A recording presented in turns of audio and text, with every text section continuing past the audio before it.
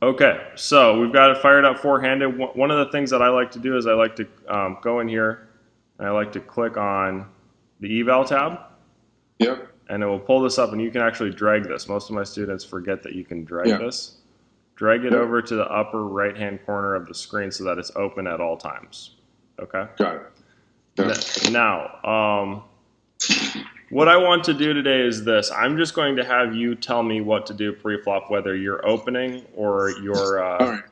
you're I'm folding. folding. Okay. And the other thing, today and only today, we're going to only min raise against PokerSnowie. Can you guess why that is? Um, why today and only today we're going to min raise? Yes. Um,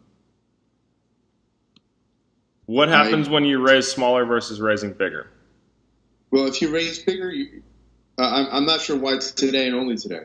Okay. Well, raising smaller offers the big blind and the small blind better odds to continue, right? And since PokerSnowie is Right. a perfect all-seeing being, it knows that it should not be engaging in any situations where it's out of position, without a card edge, without a skill edge, without initiative, unless you're giving it really good pot odds. So if we tried to pot it against Snowy, it would just start folding a ton out of the small blind and big blind. We would never actually go post flop. Okay. So in order Okay. to induce PokerSnowie to defend with a wider range, a range that would look more like what your bad loose passive live opponents would play with, we need to raise smaller preflop. Okay, so when you're playing against PokerSnowie, I would really recommend min raising to keep those ranges wider, and Right. it'll give you an opportunity to go post flop against it more often. Okay. I see. In the real world, I should raise more because my bad opponents will be calling incorrectly more. Yeah, so they would be defending as wide as Snowy or wider for a larger raise size. Okay, Right. so that's how Okay. bad they are. The only way that I've found to simulate the ranges that you're seeing in a live game is to just min raise against PokerSnowie. Okay. Okay. Um, Sounds good. so now, So right here, here we're calling. what's that? Here we're calling. Right, but again, pay attention to this bet sizing because I want to focus on optimal play today. So he's offering us 3.5 to 1, Right. and any suited connector, suited gapper, suited double gapper will always capture enough equity out of position and perform well on a wide variety of flops that you can continue. And one right, thing, so yep, how can I? So what you just said, there's got to be a way using these equity tracker or whatever in order to demonstrate that graphically. graphically, you're talking about. How do I know what is my calling range here? How do I see where my calling range is? Okay, so that I mean, is it'll show me actually later in the analysis section. Like yes, if I go back, it'll show me. yeah. And Is there a way to do this proactively? so that's the difference between the beginner version and the pro version. Which version do you have now? Well, I got the pro version now. Okay, so maybe let me stop real quick and let's spend 5 minutes working on that. So Yeah. I don't think there's any way that I can do it here. There might be, hang on. Right. I'm not sure if I can right click on this here. Hang on. Yeah, they had a Black Friday sale. Oh, they did. So, Awesome. Well, way to take advantage of that. yeah, it was like 40% off. I mean, it was like $120 for a year. So I'm going to go ahead and X out of this here, and what we're actually going to do is go over to scenario mode real quick, because All right. that's the only way that I know to do this right now. So Okay. let's say that you were in that situation before. Let's say that let's click on scenarios here. This is why the pro version is so much better than the beginner version, is because it lets you run an unlimited amount of scenarios against Snowy. Right. So you fire this up, okay, and always Right. make sure that you set it so that you're only playing against the 4 opponents or 7 opponents or the number of opponents at the table, because PokerSnowie is so advanced that it's actually considering the distribution of cards after players fold.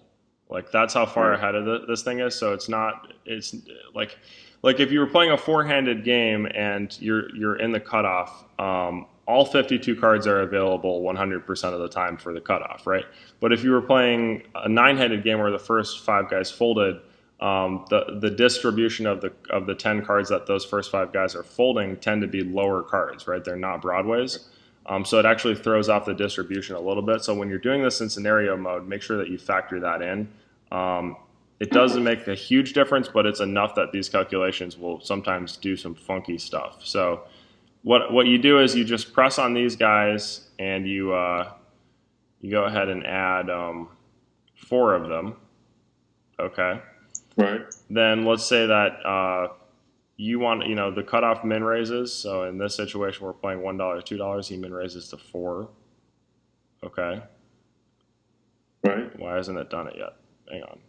There we go. That's it. The button folds. Small blind folds. And now this is where you right click on this guy. I believe you can, Right. and you ask for preflop advice. This is a huge difference between the beginner and the pro version. So now when it pulls up preflop advice, this is the exact range of hands that Snowy has determined to be game theory optimal. Okay. All right. And so It's huge. So yeah, almost any remotely, like any ace, almost any king, any two suited cards, really, at all. right. And why is that? Well, it's because this is something that you've never seen in a live game. This guy is min raising. Yeah. And you're in the big blind getting 3.5 to 1, and you get to close the action pre-flop, meaning that you always get to realize 3 cards worth of equity when you close the action. Okay, so this range is massive. You're literally defending with any two suited cards, any pair, any connected offsuit hand, any ace, and almost any king, right? This would change dramatically if the raise size was 3.5x. Okay, so I want to X out of this and actually show you like how dramatic this is. We got to close this down here. I want to show you how dramatic the difference is between this scenario and the great part is that you can actually save these scenarios and email them to me. So you can export them, attach them to an email, and send them over to me if Snowy does something weird and you need an explanation. So let's go into scenarios here and actually pull up the range of hands that it would defend with. And this is part of the reason why it took me so long to put the book together, is because I had to manually do all of these and then try and figure out what Snowy's thinking and go read some game theory books and do some work off the table. It was a lot of work. So now let's say that Snowy is potting it from the cutoff, so raising to $7 instead of 4. I really want you to see how dramatic this difference is. So the button folds. Right. Okay. Small blind folds, and then now we're in the big blind and we want to know what to do. So we click preflop advice. Massive difference. So all of those suited hands are gone. Right. Most of the suited gappers are gone, and now Snowy has really trimmed everything down to all the pairs that have robust equity. So on dry boards, pairs are very good against wide opening ranges. It's focusing on the suited connectors because suited connectors retain their equity out of position on a wide variety of boards. They can flop pairs that are good at showdown. They can flop draws that you can check raise with or somehow check call and continue with. Suited aces, it's going back and forth between 3-betting these and calling with them.